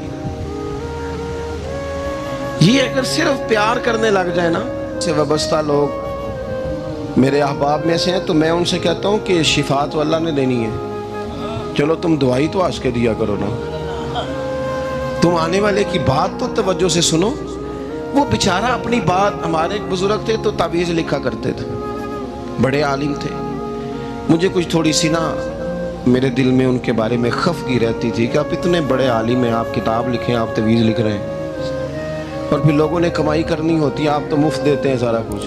اتنی لمبی ڈیوٹی، سارا دن بیٹھے رہتے ہیں آپ اور لکھتے تعویذ ہیں، پڑھائیں آپ. میں نے ایک دن ان سے گزارش کی، میں نے کہا شیخ آپ بڑے آدمی ہیں، جن لوگوں کو اللہ نے رسوخ فی العلم عطا فرمایا ہوتا ہے ان میں سے آپ ہیں. اللہ نے آپ کو پختگی دی ہے، علم میں شعوری عالم میں آپ. سارا دن تعویذ. فرمانے لگے یار میں تعویذ نہیں لکھتا، اصل مسئلہ یہ ہے کہ جو تعویذ لینے آتا ہے وہ اپنا سارا دکھ سناتا ہے. تو میں تعویذ نہیں لکھتا، میں نا بس لوگوں کے کلیجے ٹھنڈے کرتا ہوں. میں کسی کا، اب تو بچوں کے پاس ٹائم ہی نہیں، وہ تو ابا کا دکھ نہیں سنتے، بالکل نہیں. وہ تو ڈھونڈتے ہیں کوئی کونا ملے تو جا کے موبائل دیکھے، تو بیٹھتے ہی نہیں. اماں کہہ رہی ہوتی ہے کہ پتر کو 10 منٹ میرے پاس بھی بیٹھا کر، لیکن پتر مصروف بڑا ہے، ویڈیو چڑھانی ہے اس نے، ٹک ٹاک بنانا ہے اس نے نئی تصویر چڑھانی ہے. ہم الجھ گئے. یہ چیزیں انسان کو نفسیاتی طور پر کمزور کر دیتی ہیں. جو لوگ زیادہ یہ کام کرتے ہیں ان کے حافظے کمزور ہو جاتے ہیں، وہ الجھ جاتے ہیں، انہیں پتہ نہیں ہوتا رات میں نے کیا کہا تھا، صبح میں کیا کہہ رہا ہوں. ہر وقت نہیں، ضرورت کے وقت، ہر ٹائم نہیں، مخصوص اوقات میں. حضرت امام زین العابدین رضی اللہ تعالیٰ عنہ فرمانے لگے، ہم گزر رہے تھے، امام حسین ساتھ تھے، تو رستے میں نا کچھ غربا، غریب لوگ بیٹھ کے کھانا کھا رہے تھے. کہتے ہماری ان پر نظر پڑی تو انہوں نے حضرت امام حسین رضی اللہ تعالیٰ عنہ سے کہا حضور آئیے تشریف لائیے کھانا کھائیے. وہ ضروری نہیں ہوتا آپ کو سب کا کھانا پسند ہی آئے، ٹیسٹ اپنے اپنے ہوتے ہیں، یہ ضروری تو نہیں. کھانا پسند نہ بھی آئے تو دل تو پھر بھی راضی رکھنا چاہیے. قربان جائیں، نبی پاک نے کس طرح ہماری تربیت کی. حضرت عائشہ صدیقہ رضی اللہ تعالیٰ عنہ فرماتی ہیں کریم محبوب کا میں نے یہ طریقہ دیکھا کہ اگر کھانا نہ پسند ہوتا تو چھوڑ دیتے، پر کبھی اس میں سے نقص نہ نکالتے، عیب جوئی نہ کرتے. گرمی کے موسم میں کھڑی ہے بیچاری خاتون، اور کتنی مشقت سے اس نے کھانا بنایا، اور کتنی گرمی سہی ہے چولہے کے سامنے، لیکن صاحب وہ کھانا رکھا ہے تو وہ کہتے ہیں یہ تو کی پکایا ہے، وہ کھانے والی چیز ہے بھئی، اس طرح کرنا. اب جو اگلی انڈی ہے وہ تو پکا، نہ تو کھڑا ہو. یہ پتہ چلے یہ کام کتنی مشقت کا ہے. زندگی میں کچھ تھوڑا سا دوسروں کا خیال رکھنا یہ بھی تو دین کا حصہ ہے نا. آپ اپنی زندگی میں ہمیشہ اپنے لیے سوچیں، کسی اور کا سوچیں ہی نہ. تو میرے عزیز یاد رکھیں گے آپ، امام زین العابدین کہتے ہیں نبی پاک صلی اللہ تعالیٰ علیہ وآلہ وسلم نے نا حضرت امام علی مقام کی، امام حسن اور حسین کی اس طرح سے کچھ تربیت فرمائی تھی کہ غریب پروری ان کے اندر رچ بس گئی تھی، مزاج بن گیا تھا۔ وہ غربا بیٹھے تھے دسترخوان بچھائے سڑک کے کنارے، تو امام حسین گزرے تو انہوں نے آواز دی، امام صاحب لوگ کہنے لگے حضور تھوڑی روٹی نہیں کھا لیتے ہمارے ساتھ؟ تو امام صاحب آ گئے، نیچے بیٹھ گئے غریبوں کے ساتھ۔ کوئی جرت کرے نا، چلو امیروں نے تو غریبوں کے ساتھ بیٹھنے کی جرت نہیں کرنی، کوئی پیر ہی بیٹھ جائے غریبوں کے ساتھ، وہی مہربانی کر دے کہ میں پیر صاحب ہوں، قبلہ ہوں، تو میں ہی چلو لنگر کھا لوں مریدوں کے ساتھ بیٹھ کے۔ ہماری تو محفلوں میں بھی نا جی، نعت خانوں کا، مولویوں کا، دوسروں کا کھانا اور ہوتا ہے، اور غریب آدمی کو شاپر میں چاول ڈال کے دیتے ہیں اور ساتھ اسے کہتے ہیں یہ لنگر شریف ہے۔ بھئی اگر یہ شریف ہے، تبرک ہے، تو اے پیر صاحب نو نہیں سی لنگدا، اڑتا ہے گلے میں لنگر ان کو۔ یہ لنگر شریف جو ہے یہ نعت خاں کو بھی تو گزرنا تبرک ہے کہ نہیں؟ ہاں نہ تو کرو نا، تو جیڑی زیادہ تبرک والی شیف ہے وہ پیرانوں بھی تو کھانی چاہیے نا، نعت خاں کو اس کے لیے لہدہ سے مرغ مسلم اعلیٰ کھانے۔ میں اکثر دوستوں سے کہتا ہوں چلو میلاد شریف پہ ہی صحیح سب کے لیے اچھا کھانا پکاؤ، چلو جس غریبوں کے بچوں کو بیچاروں کو سارا سال وہ بوٹیوں کے لیے لڑتے ہیں، تم میلاد پہ اچھی روٹی پکا دو، تو بچہ جب کھائے گا نا بہت ساریاں بوٹیاں اور چاول، اور اپنے ابا سے پوچھے گا کہ ابا جی آج کی گل ہے، بڑا گوشت پہ لبد ہے، تو ہو سکتا ہے غریب باپ روئی پڑے اور اسے کہے پتر تو آج راج راج کے کھاج ساڑھے نبی پاک دا میلاد شریف ہے۔ تو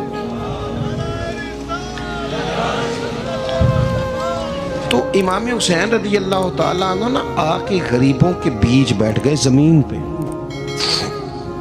انہوں نے کہا کھائیے، تو وہ جس طرح وہ کھا رہے تھے نا سادے برتنوں میں سادے، امام حسین کھانا کھانے لگ گئے۔ میں نے کہا خیر کا کام کوئی بھی ملے اسے ضائع، چلو اور کچھ نہیں کر سکتے تھے، کسی کو سڑک ہی پار کرا دینا بینا کو، چلو اور کچھ نہیں کر سکتے، تو آپ کو پتہ ہے کہ سامنے والا بوجھ لے کے گزر رہا ہے، آپ تھوڑا سا ہٹ جائیں روڈ سے، اسے گزر لینے دیں، کوئی تو کام زندگی میں کوئی ارادہ تو خیر کا بندہ کرے۔ امام حسین بیٹھ گئے، ان کے ساتھ روٹی کھائی، تھوڑی دیر کے بعد اجازت لی، فرمایا جاؤں؟ کہنے لگے حضور اور کھائیے، فرمانے لگے میں تو ابھی روٹی کھا کے آیا تھا اور آج تک ایسا نہیں ہوا کہ دوبارہ کھانا کھاؤں، ایک لقمے کی بھوک نہیں تھی، جتنا بھی کھایا ہے نا یہ تمہارا دل خوش کرنے کے لیے کھایا ہے۔ غرباء مساکین کی وعامل الصالحات، ایماندار بندہ ایمانداروں جیسے کام کرتا ہی اچھا لگتا ہے۔ 25 حج کیا امام حسن اور حسین نے مدینے سے مکے پیدل جا کے، کتنے بولیے؟ میں کہتا ہوں چلو ہم باجماعت نماز ہی پڑھ لیا کریں، چلیں حضور صلی اللہ علیہ وسلم نے فرمایا فجر کی نماز پڑھ کے بیٹھ جاؤ، اشراق چاش تک اللہ کا ذکر کرو، 2 نفل اشراق کے 2 چاشت کے پڑھ لو، اللہ 2 حج اور 2 عمرے کا ثواب عطا کر دے گا۔ مشکل کام تو نہیں ہے، مشکل تو ہاں ہی نہیں کیتی تھے، یہ مشکل ہے۔ ویسے یہ کہ آنکھ کھل جائے تو 25-30 منٹ 40 منٹ موبائل پہ گزر جائے وہ تو سوکھا ہے، یہ مشکل ہے۔ دوستو نیک اعمال ان پر کوشش، اہل بیت نے ہمیں سبق یہ پڑھایا ہے، حضور کے اصحاب نے ہمیں سبق یہ پڑھایا ہے۔ تیسری بات فرمایا وَتَوَاصَوْا بِالْحَقِّ، صرف یہ نہیں کہ تم نماز پڑھ کے تو بیٹھ جاؤ، تم نے نا بے نمازی کو نماز کی دعوت بھی دینی ہے، مظلوم پر ظلم ہوتا رہے اور کونے میں چپ کر کے بیٹھے نہیں رہنا، بلکہ اگر ہاتھ پکڑا جا سکتا ہے تو ظالم کا ہاتھ پکڑنا ہے۔ نبی پاک علیہ الصلوۃ والسلام نے فرمایا اپنے بھائی کی مدد کرو چاہے وہ ظالم ہو یا مظلوم ہو، بھائی کی مدد کرو چاہے ظالم ہو یا مظلوم ہو۔ تو صحابہ نے عرض کی یا رسول اللہ صلی اللہ تعالیٰ علیہ وسلم یہ مظلوم کی مدد تو سمجھ میں آتی ہے، یہ ظالم کی مدد کیسے کریں؟ نہیں سمجھ آ رہی ہے آپ کو بات کی؟ یا رسول اللہ صلی اللہ تعالی علیہ وسلم مظلوم کے ساتھ کھڑا ہونا تو ہماری عقل میں آ گیا، تو ظالم کی مدد کیسے کرنی ہے؟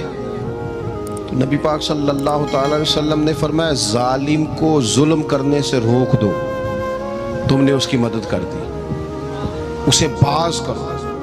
لیکن ہم تو اتنی جرت ہی نہیں رکھتے بدی کو بدی کہنے کی، اتنی طاقت ہی نہیں ہوتی، جھوٹ کو جھوٹ کہنے کی ہمت۔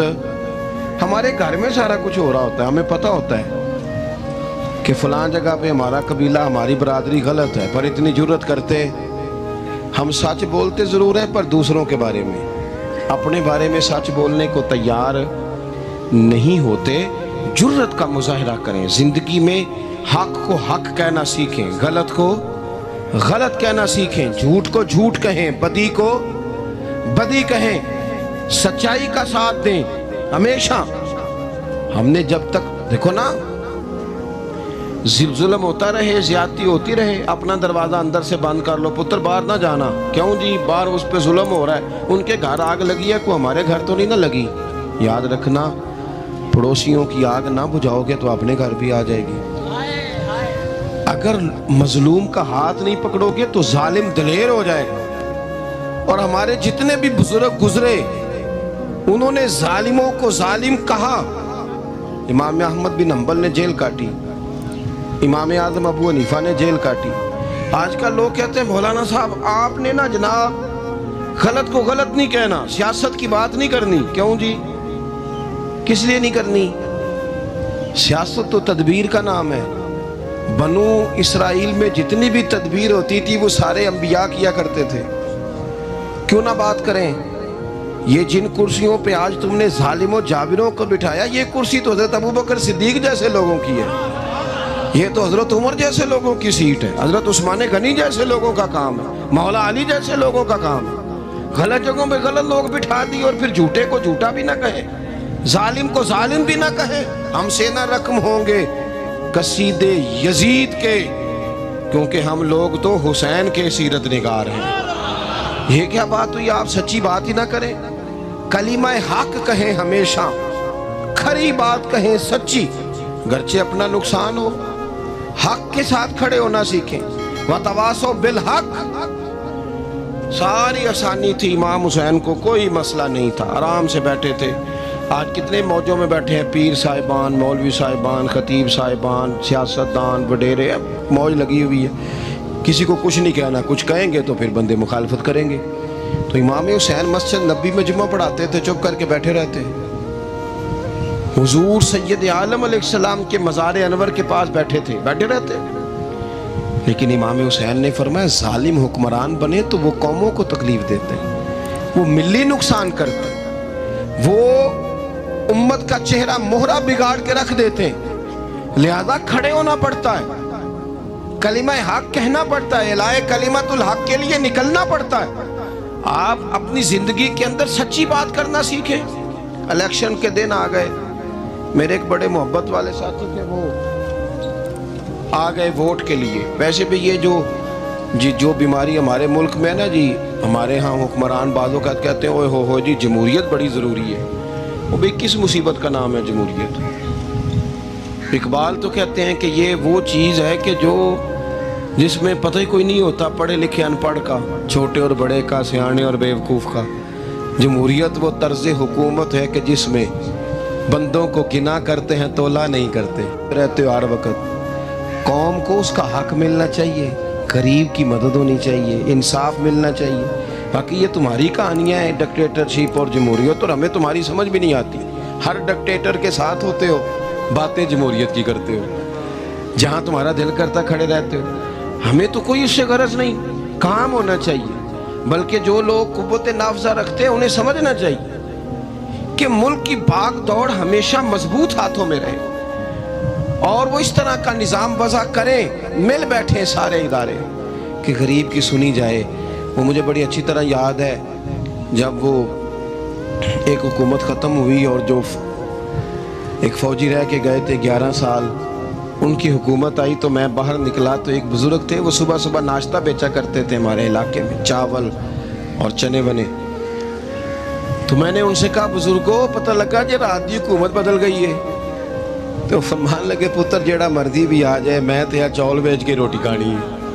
ہمیں تو ان سے غرض ہی نہیں. اللہ جانے کون آیا کون گیا, تو کھیل تماشا بنایا ہوا ہے. تو جھوٹے کو جھوٹا کہیں. میرے ایک دوست ہیں الیکشن لڑتے ہیں, مجھے ایک دفعہ آ کے کہنے لگے آپ نے کبھی ووٹ نہیں ڈالا, اس دفعہ ضرور ڈالے. میں نے کہا نہیں ڈالتا میں. کہنے لگے ووٹ قوم کی امانت ہے. تو میں نے کہا امانت کسی بے ایمان کو دے دوں؟ امانت تو امانت دار کو دی جاتی. نہیں سمجھے آپ بات؟ یہ سارے کہتے ہیں نا ووٹ قوم کی, تو امانت کس کو دینی چاہیے؟ صحیح بتاؤ.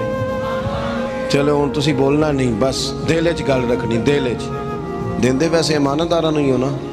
نہیں میں نے کہا بولنا نہیں, ہمیں کسی نے پتہ نہ لگ جائے. دیتے ویسے امانت داروں کو ہی ہو نا. یہ اپنے دل سے پوچھو, فیصلہ لو, اللہ سے ڈرو. ظالم کا مددگار ظالم ہوتا ہے, ظالموں کا مددگار ظالم ہوتا ہے. وہ تیرے میرے ووٹ پر جیت کر جب ظلم کرے گا تو پھر کون ہے جو یہ دعویٰ کرے گا کہ جناب میں ظالم کا مددگار نہیں؟ سوچو سمجھو غور کرو. عزیز بھائی, امام حسین رضی اللہ تعالیٰ عنہ نے فرمایا سچ کو سچ کہیں گے, جھوٹ کو جھوٹ کہیں گے. یہ نہیں ہو سکتا کہ جناب ظلم ہوتا رہے اور چپ رہے. اور یہ سبق کہاں سے پڑھا انہوں نے؟ مولا علی شیر خدا سے. ہم تو اپنے بچوں کہتے ہیں نا باہر ظلم ہو رہا ہے, تو پتر تو نہ باہر جانا, ہماری نہیں لڑائی. لیکن جب حضرت عثمان غنی رضی اللہ تعالیٰ عنہ پر بلوانیوں نے حملہ کیا نا, تو چونکہ حضرت عثمان غنی خالو تھے امام حسن اور حسین کے, حضرت عثمان خالو ہیں, سگے خالو ہیں, تو حضرت مولا علی شیر خدا نے یہ نہیں کہا کہ پتر اتنے بندے آ گئے ہیں, تلواریں ہیں, محاصرہ ہے, باہر نہ نکلنا. بلکہ حضرت مولا علی نے خود اپنے دونوں بیٹوں کو تلواریں پکڑائیں اور حضرت عثمان غنی کے دروازے پہ کھڑا کر کے کہا پتر خیال رکھنا تمہارے ہوتے ہوئے کوئی بھی شخص حضرت عثمان غنی کا دروازہ نہ کراس کر پائے. خود اپنے بچوں, ہر جنگ میں حضرت علی ساتھ لے کے جاتے تھے. ہم تو بچوں کو دلیری سکھاتے ہی نہیں, بزدل. اور کچھ ہمیں بابے مل گئے, وہ کہتے ہیں منڈے نو سایا ہے. میں کہ بابے نو آپ سایا ہے, انہوں بھی کدو دم کراؤ. اس کو نظری سایہ آتا ہے, کیسے ناتھانوں سے پالا پڑ گیا. کیا ہوتا ہے وہ سایہ؟ اچھے بھلے سیانے نوجوان بتی بند کر کے اندر لیٹا ہوا بچہ ہے, بابا کہہ گیا انہوں سایہ ہے. بابا کہڑا کہہ گیا جڑا باہر روٹی لین آیا سی, بیٹی پہنچی سرکار ہوندی تے ٹکر ہی گھر کھا لیندی. لوگوں کے قسمت کا حال بتاتا ہے, اپنی اتنی خراب ہے کہ مانگتا پھرتا ہے. کیا مذاق بنایا ہم نے اپنے ساتھ. تھوڑے سمجھدار ہو جائیں, ہر بندے کی بات کا اثر قبول نہ کیا کریں. مومن کے پاس طاقتیں ہوتی ہیں, جو جدھر لگاتا ہے چپ کر کے لگ جاتے ہو. ان الذین قالوا ربنا اللہ ثم استقاموا تتنزل علیہم الملائکہ. اللہ کہتا ہے تو ڈٹنا سیکھ, رب کا نام لے کے ڈٹ جا, رب تیری مدد کے لیے فرشتے بھی نازل کر دے گا. کہیں کھڑے ہونا سیکھیں, جس کا جو ماننا آتا ہے وہ تباہی کر کے گزر جاتا ہے, بالکل قطن. تو امام حسین نے صحیح کو صحیح کہا, غلط کو غلط کہا, اور ڈٹ کے کہا, اور پورے وثوق سے کہا, اور پوری وہ حضرت امام ابو مالک کھڑے تھے نا, تو یہ بادشاہ بڑی بڑی غلط باتیں بھی کرتے ہیں. اچھا چلے صحیح بتائیں آپ, میں آپ کو اپنی بات بتاتا ہوں.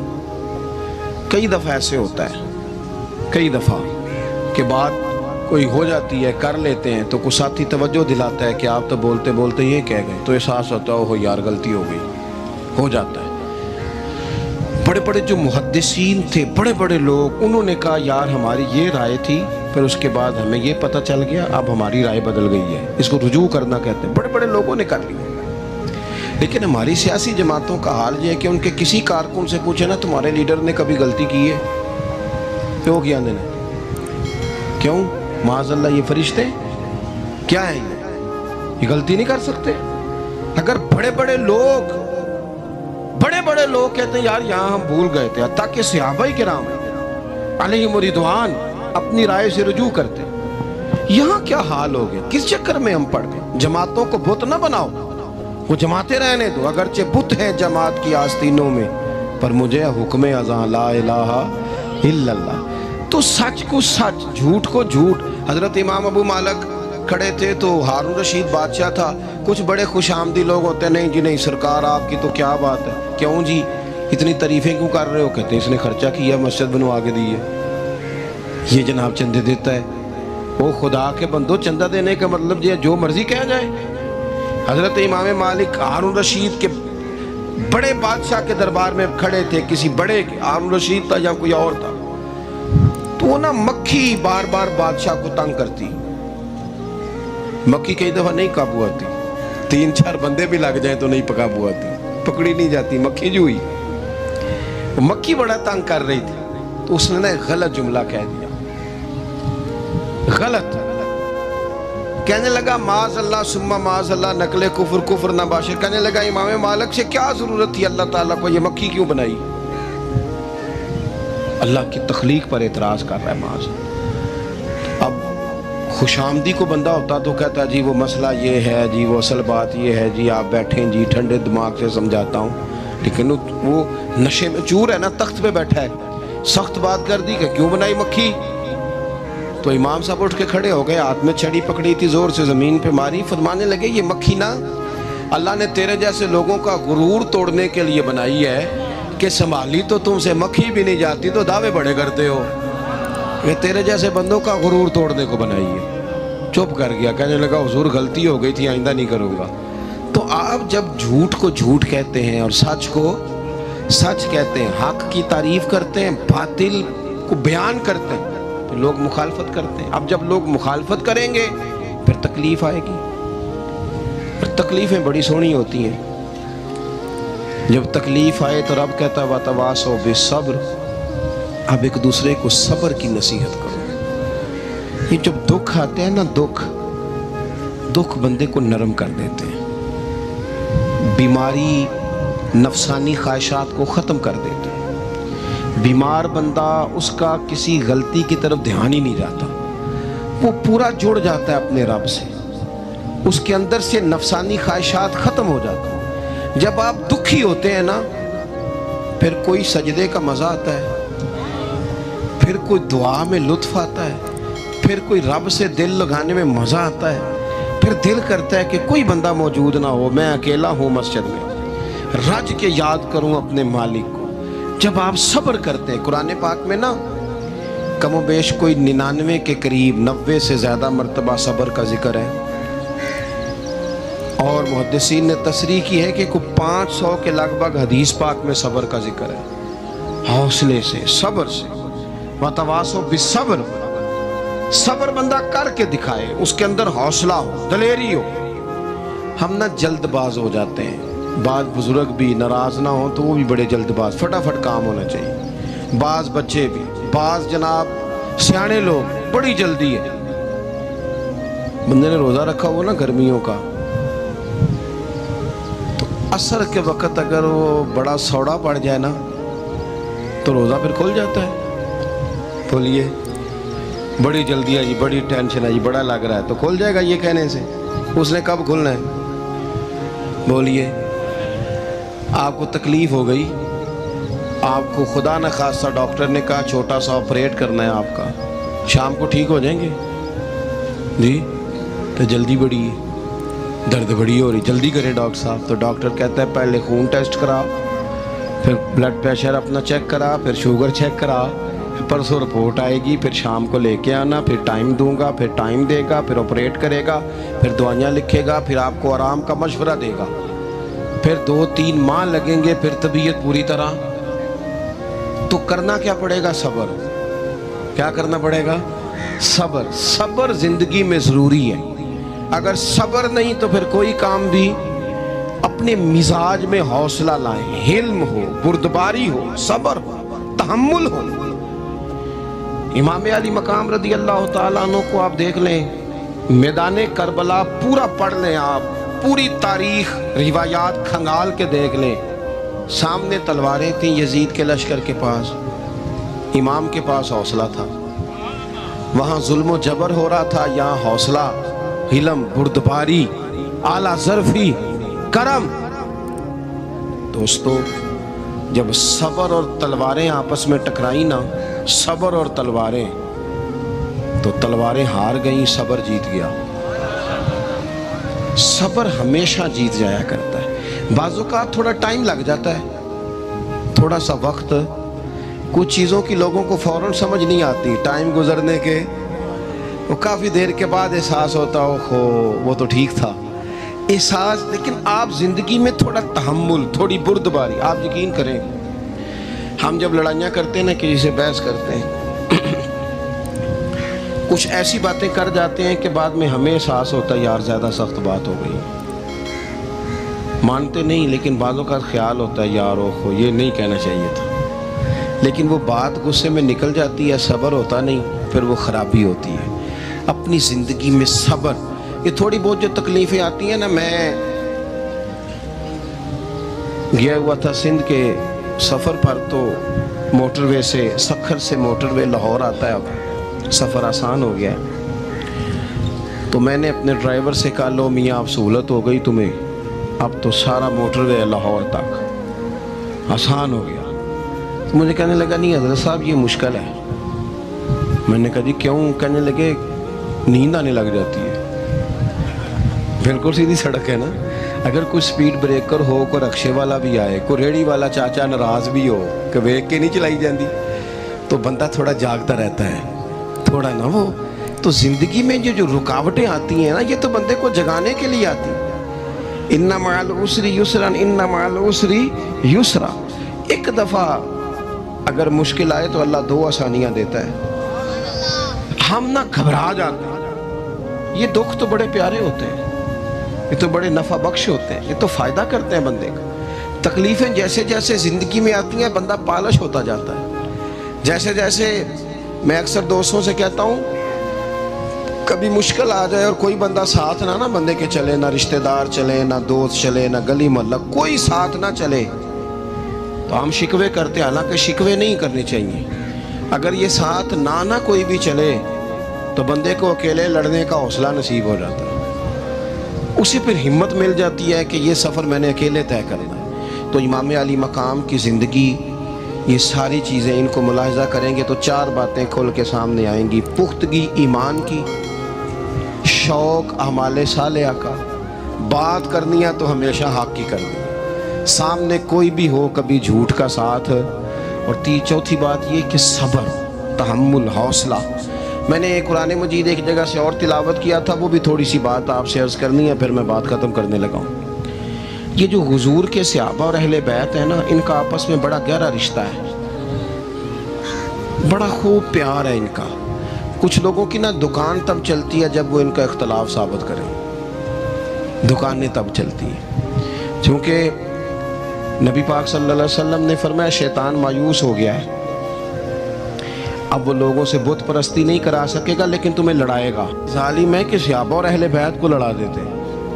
خدا کے بندو تمہیں پتہ ہی نہیں تم کن کی بات کر رہے ہو. پہلے اپنی حیثیت دیکھو، یہ لوگ کتنی شانوں والے ہیں، تم کن کا تذکرہ کر رہے ہو. ان کے تو نام لیتے وقت کئی دفعہ ڈر آتا ہے کہ زبانیں بھی اس قابل ہیں کہ نہیں. قرآن مجید نے کہا محمد الرسول اللہ، محمد صلی اللہ علیہ وسلم اللہ کے رسول ہیں، والذین معہ، اور جو ان کے ساتھ ہیں. یہ قرآن پاک کے دو جملے ہمیشہ یاد رکھیں، تاریخ رکھے سوال کے لوگ اپنے پاس. قرآن پاک نے دو باتیں کی، فرمایا اشداء علی الکفار، یہ جو حضور کے ساتھ ہیں یہ کافروں پر سخت ہیں، رحماء بینہم، آپس میں بڑے مہربان ہیں. تو جب اللہ کہتا ہے آپس میں مہربان ہے، نہیں سمجھ آئی بات کی آپ؟ اللہ کہتا ہے کہ آپس میں بولیے، تو پھر اللہ کی بات ماننی ہے یا کسی لڑانے والے کی بات ماننی ہے؟ اللہ کہتا ہے یہ آپس میں. باقی ہے رائے کا اختلاف، تو باپ بیٹے کا بھی ہو جاتا ہے، ہوتا ہے کہ نہیں؟ ابا کہتا ہے یہ کام کر لیں، پتر کہتا ہے. حضور صحابہ سے مشورہ لیتے تھے، کئی دفعہ نبی پاک نے صحابہ کی رائے پہ عمل کیا. تو صحابہ میں بہت سارے معاملات اجتہادی ہوئے لیکن ان میں عداوت نہیں تھی، ذاتی رنجشیں نہیں تھیں، بغض نہیں تھا، ان کے دل ایک دوسرے کے حق میں نرم تھے.